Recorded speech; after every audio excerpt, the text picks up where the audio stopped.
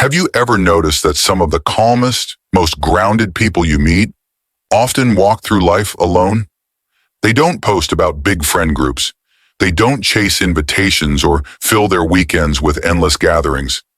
Yet somehow there's something magnetic about them, a quiet confidence, a sense of peace that feels almost untouchable. In today's world where social media accounts and friend lists have become symbols of success, loneliness can seem like failure. We scroll through feeds filled with smiling faces and think, maybe I'm missing something. But what if we've been looking at it all wrong? What if being alone doesn't mean being unloved, but being aligned? This isn't about pity or judgment. It's about understanding. Because people who don't have friends or have just a few often share 5 extraordinary personality traits, qualities that most of the world overlooks, but that reveal rare strength and depth of character. And when you start to recognize these traits in yourself, you may begin to see solitude in a completely different light. Let's explore these 5 remarkable qualities, beginning with the first one, the one that lies at the heart of every true independent soul. The first trait that often defines people who don't have many friends is authenticity. They don't shapeshift to fit into groups or pretend to like what everyone else likes just to belong. They live by their values, even when it costs them popularity. I once met an older gentleman named Richard at a small cafe in Vermont. He was in his 70s, living alone after losing his wife years earlier. When I asked if he ever felt lonely, he smiled and said that he missed good conversation sometimes, but he didn't miss pretending. That answer stayed with me.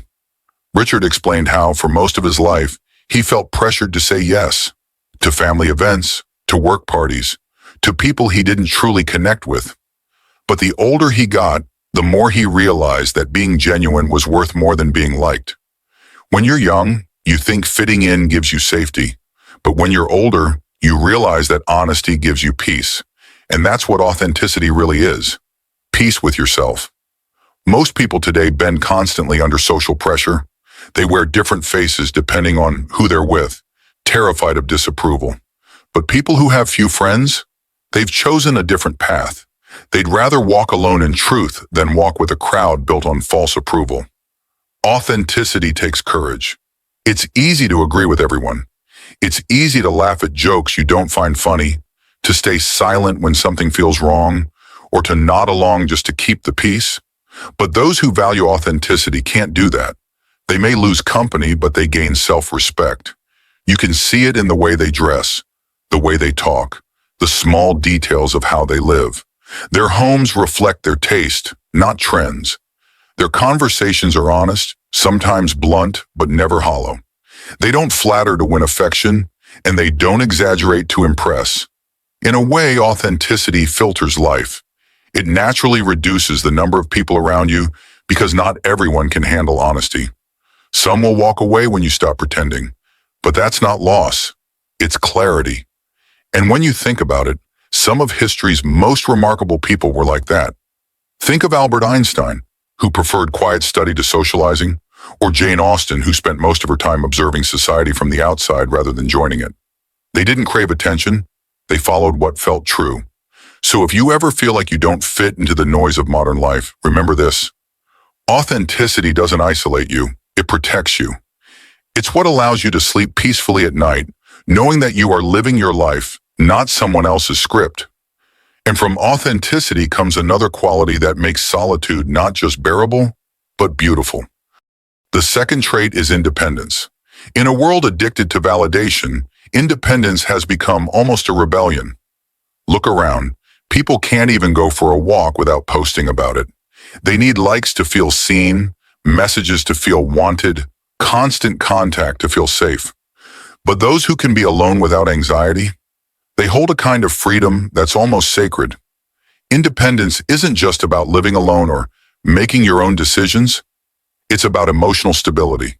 It's about not needing others to complete you, but choosing people who complement you. Take, for example, Emma, a woman in her early 60s I once interviewed for a senior living project. After retiring, she realized that most of her friends were actually just colleagues. They stopped calling once the office disappeared. For a while, she felt abandoned, until she decided to travel alone. Her first solo trip was to Scotland. She told me how terrifying it felt, sitting at an airport cafe, watching groups of travelers laughing together while she sat quietly with her tea. But by the third day of her trip, something shifted. She started enjoying her own company, choosing museums she wanted to visit, eating where she wanted to eat, moving at her own rhythm. For the first time in her life, she felt like her happiness was entirely in her hands. That's independence. When your emotional state is no longer held hostage by the attention or approval of others. Many people fill their calendars because they fear silence. They need constant distraction because when everything stops, they're forced to face themselves. Independent people aren't afraid of that. They know that silence isn't emptiness. It's a mirror. It reflects who they really are, and they have the courage to look. Being independent also means taking responsibility. It's realizing that waiting for someone else to fix your life is a waste of time. Independent people make their own decisions, solve their own problems, and accept their own mistakes. They might fall, but they always stand back up on their own feet. And that strength doesn't make them cold or detached. In fact, it makes them capable of deeper love because they don't depend on others to fill their emotional gaps. They give love freely, not out of need, but from abundance. I remember hearing a story about an old sailor who lived alone by the coast. Every morning, he'd walk along the beach, fixing old fishing nets, whistling softly to himself. When asked why he never remarried after his wife passed, he replied that he wasn't lonely. He was full. That kind of inner fullness, that's independence. And when you develop it, you start to see relationships differently. You no longer look for people to rescue you. You look for people who grow with you. You stop begging for attention and start building peace. And as that inner strength grows, another quality begins to form. One that explains why some people keep their social circle small, even when they could have many friends. The third trait is selectivity. One of the most misunderstood things about people with few friends is that they're often not antisocial. They're selective. They value connection so deeply that they refuse to settle for anything shallow. It's like how a master craftsman treats his tools, carefully, deliberately, with attention to quality. In relationships, selectivity works the same way. These people don't collect acquaintances, they curate bonds. To them, friendship isn't about quantity, it's about resonance. It's not about how many people show up at your birthday, but about who shows up when life falls apart. I once knew a woman named Clara who had been through a rough divorce. During that time, most of her so-called friends disappeared. Only two people stayed, a neighbor who brought her soup every few days, and an old colleague who would quietly check in. Years later, Clara said something that defined her whole approach to relationships. She stopped confusing company with connection. After that, she chose her circle carefully. She no longer attended every dinner or replied to every message out of obligation. Her friendships became fewer but stronger, built on honesty, not convenience. That's what selectivity is. The wisdom to know who adds to your life and who only takes from it. Many people keep toxic or draining friendships simply because they're afraid of being alone. They tolerate gossip, disrespect, and one-sided relationships just to avoid that empty feeling. But those who understand the value of solitude don't make that trade. They'd rather walk alone in peace than sit surrounded by people who don't truly see them. And that's not arrogance. It's self-protection. It's knowing your worth.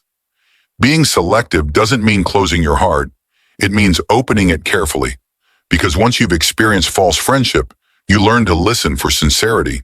You notice who asks how you are and actually waits for the answer. The truth is, people who have few friends often have sharper instincts. They can sense when a connection is genuine and when it's built on convenience or manipulation. That intuition develops from experience, from years of learning that not everyone who smiles at you has your best interests at heart.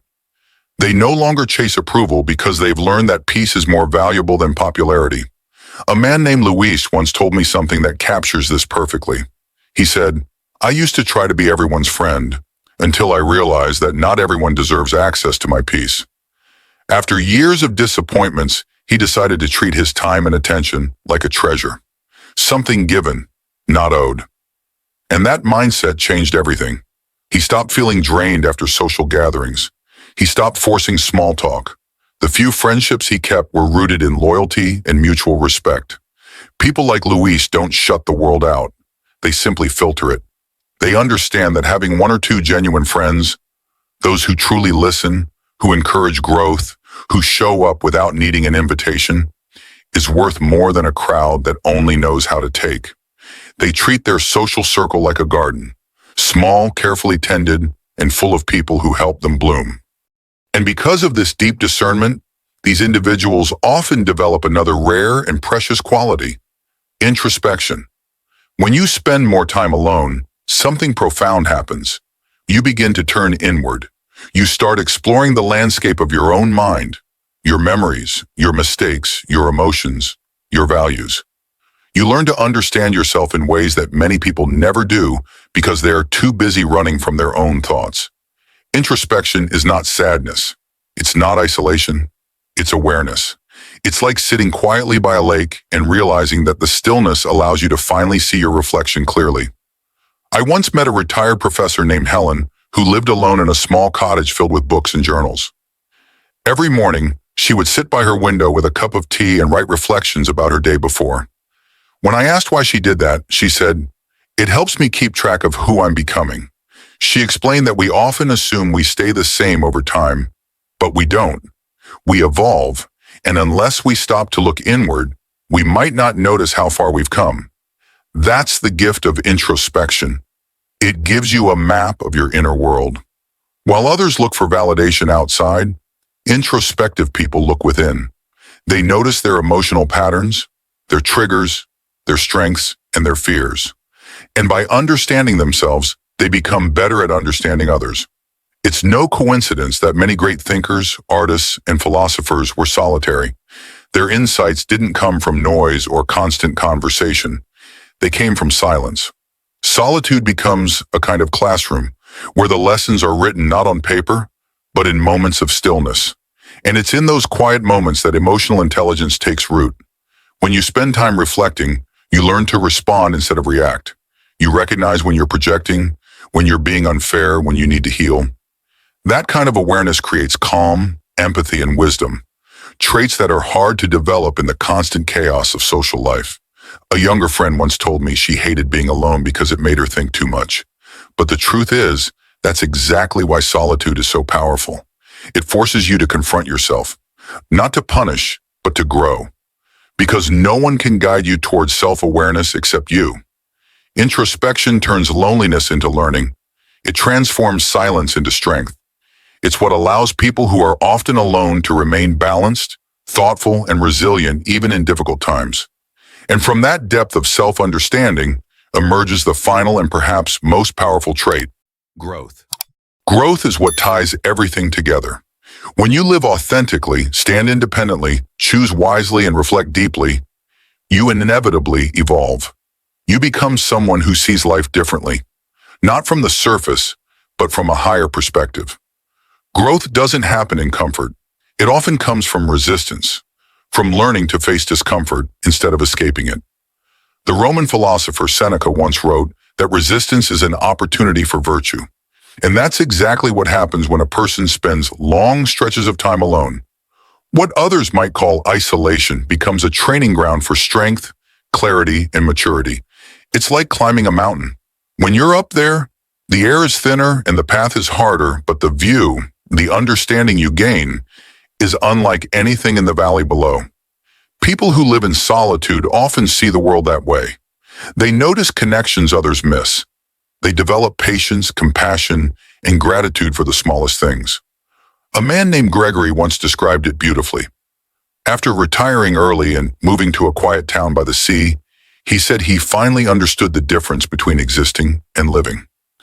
When I was younger, he said, I was surrounded by people, but I didn't really know myself. Now that I spend more time alone, I see things clearly. The colors of the sunset, the sound of the waves, even the rhythm of my own heartbeat. It's like I'm finally awake. That's what growth looks like. Awakening. It's realizing that solitude isn't a punishment. It's preparation. It's where wisdom matures, where emotional wounds heal, and where the spirit strengthens. People who walk that path tend to carry a quiet dignity. They don't rush. They don't compete. They don't envy. They understand that life is not a popularity contest but a journey toward inner fulfillment. And perhaps the most beautiful part of this transformation is that it doesn't make them bitter or closed off. On the contrary, people who grow through solitude often become gentler. They stop judging others harshly because they understand how much everyone is struggling inside. They listen more, they react less, and they inspire others simply by being grounded.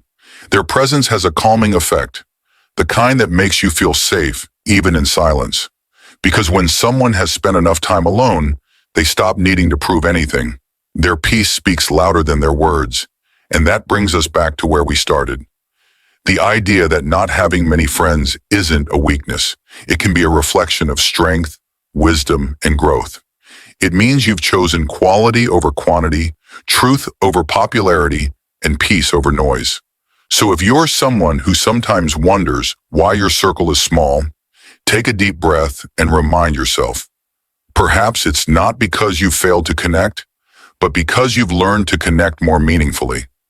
Maybe you're like Richard, who found peace in authenticity. Maybe like Emma, who discovered independence in solitude. Or like Clara, who learned to be selective with her heart. Maybe you found your reflection like Helen, or your wisdom like Gregory. Each of these people had fewer friends than most, yet each carried something far richer. Self-knowledge, balance, and a quiet kind of happiness that doesn't need to be seen to be real. In the end, people who don't have many friends often live deeper lives. They know that being alone isn't the same as being lonely. They've built a world inside themselves that's strong, calm, and full of meaning. So if this message resonates with you, if you recognize pieces of yourself in these stories, know this: you are not alone. You belong to a rare kind of soul who chooses consciousness over conformity. You've learned that your value isn't measured by how many people surround you, but by how deeply you know yourself. And that is something extraordinary.